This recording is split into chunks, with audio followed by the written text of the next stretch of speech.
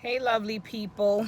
I'm taking a break from work just to kind of come in and talk to y'all and let you know how my day's been going and hoping that everyone is having a blessed day also.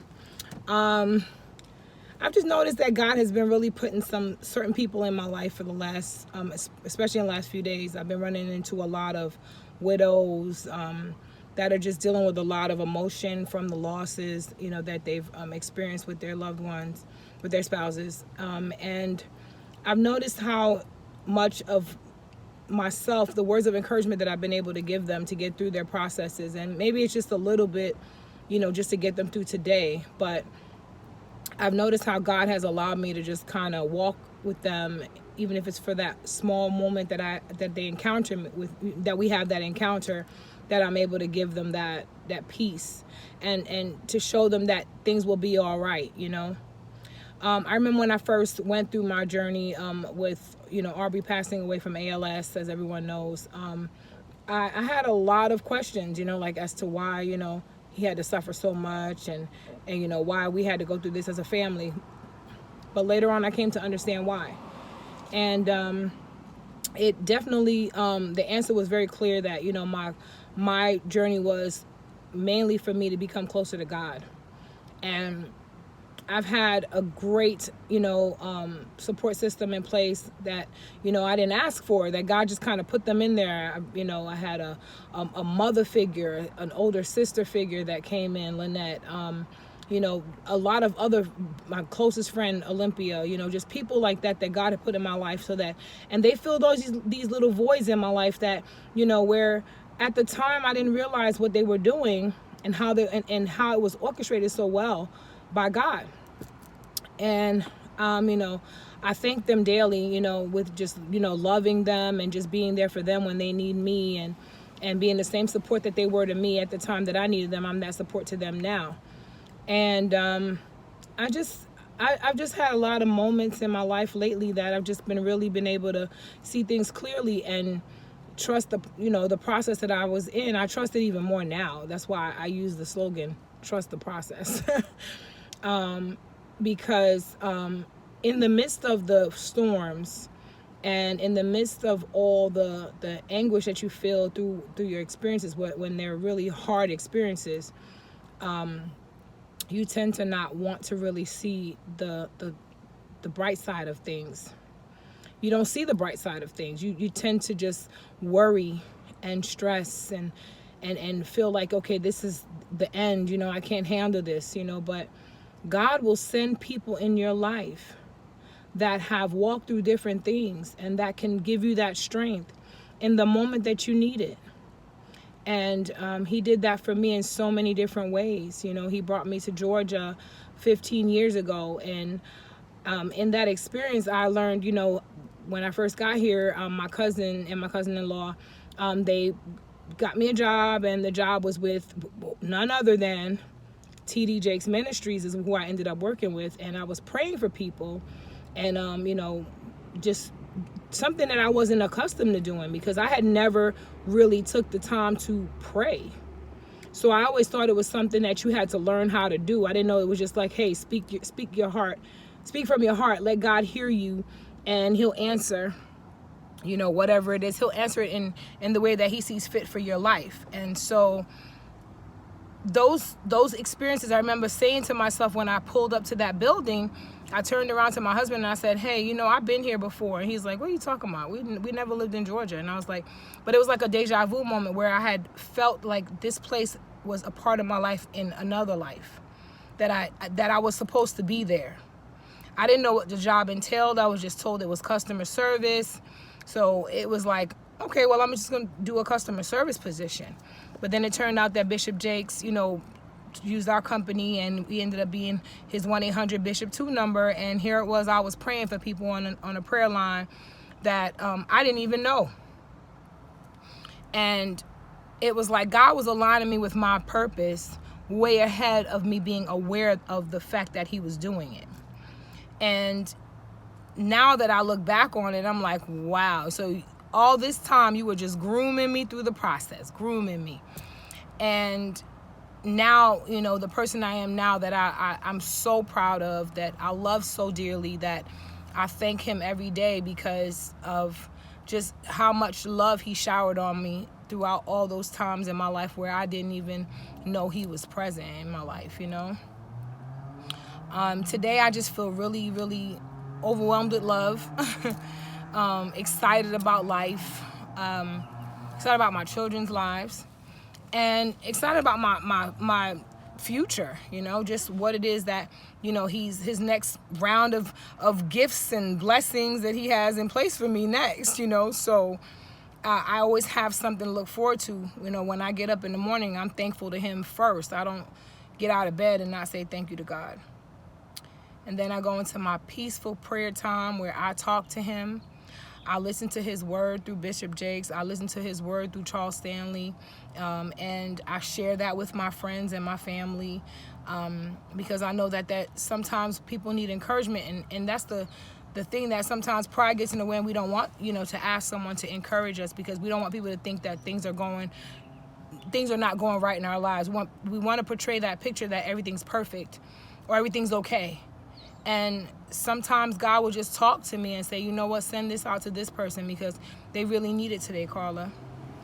And I listen because I know that I'm not in control of the situation, so I listen to whatever God leads me to do. Today was just an awesome day. I had a widow walk in. She was in tears about something totally different, you know, and then we just started talking, and she was like, you know, I lost my husband 5 years ago today. And, you know, and I said, that's wow. I lost my husband five years ago. And, and she said, well, how, you don't even look like that, you know? And I was like, well, you know, I have God in my life, and you know, and I've gained such a love for God and a love for myself that I'm aware of the fact that nothing is promised. And so when you have the person in your presence and you have that person in front of you every day, you have to show them that love every day. And though my husband and I had our, you know, moments in our marriage where it was just like questionable, what are we doing? Why are we married? What are we, you know, why are we having children together? You know, like, because we had those moments where people were probably like, what in the world? Why are these people still married? But God knew why. And I'm so thankful that I got to go through that journey with him and to be there for him as his caregiver at the end, and just to be there for him, to support him through whatever process he was going through. Now, it wasn't pretty all the time because we did have our moments of, you know, blowing up at each other and stuff, but it was the frustration of the situation even more so. And compiled with other things, you know. So now I think when I look back at that, I'm like, I needed that. I needed to go through all those things in my life, all those experiences in my marriage, for me to be able to be where I'm at today, and just be at peace and feel the love for Aubrey. And it's unconditional, and I always feel it because I know we had some beautiful children together. I look at them every day and I could see him in them, and I could see little parts of myself, and I'm like, wow, we did that together, you know. And just to see how much they've grown in the 5.5 years since he's passed, and just wondering how it would have been different had he lived, you know. Sometimes I do think of that because it wouldn't be human of me not to think of that, you know. It would be like as if he never happened, and I'm so happy that he did happen. It taught me how to appreciate people even more, and it taught me to filter what I want to say to people, and to think through things before I say it. Don't ever just burst out in anger, you know. Feelings do count, you know. How you speak to someone can either uplift their spirit or break their spirit down. And a lot of times in marriages, we're breaking our husbands down and we're breaking our wives down because of the things that we say. It's like when you're raising your children, if you're constantly telling them that they're going to be nothing, they're not going to amount to nothing, and you're telling them that they're losers and all this stuff, then that most likely is probably what they're going to be, because you've already planted that seed in them, and so that's what their mind is conditioned to believe.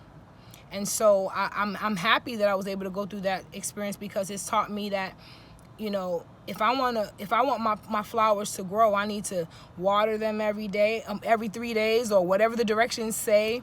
I need to talk to them, love them, and they will grow for me, and they'll grow healthy.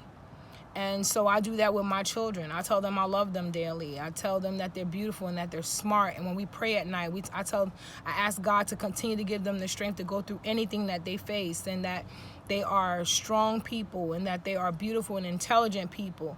So I give them that encouragement, because when they hear it from me, they believe it. They know. So there's nothing that anyone outside can come in and tell them to say, hey, you're not this. Because the first thing they're going to say is, my mom says I'm beautiful. My mom says I'm an intelligent man, and that's what I am. And so I think that those are the lessons that I've learned in the journey, you know. That's one of the lessons I've learned.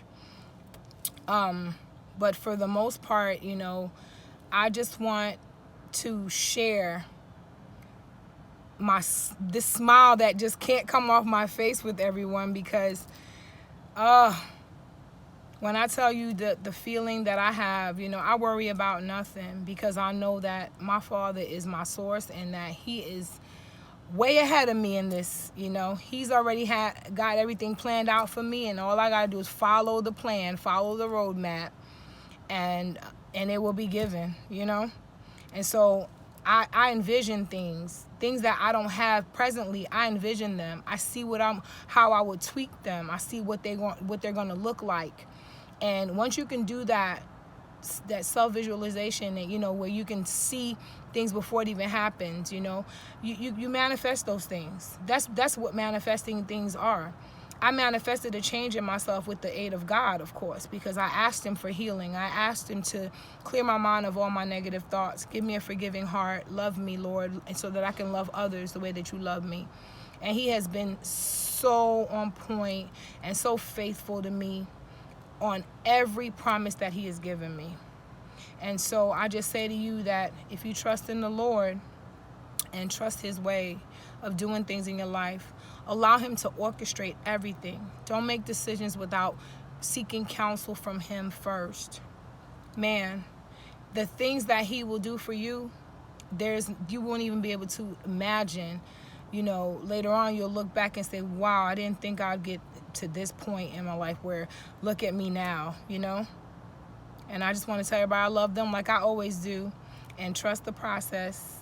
And there will be more videos from me. I'll take breaks here and there, but for the most part, there will be videos from me. Just wanting to encourage people to just trust the process, guys. He will take you there and take you above and beyond what you can imagine, what you can't even imagine for yourself. God is so good. And I love you guys, and I hope you enjoy your day. I'm heading back to work now. I just wanted to take a little break. Love you, and have a great day. Bye-bye.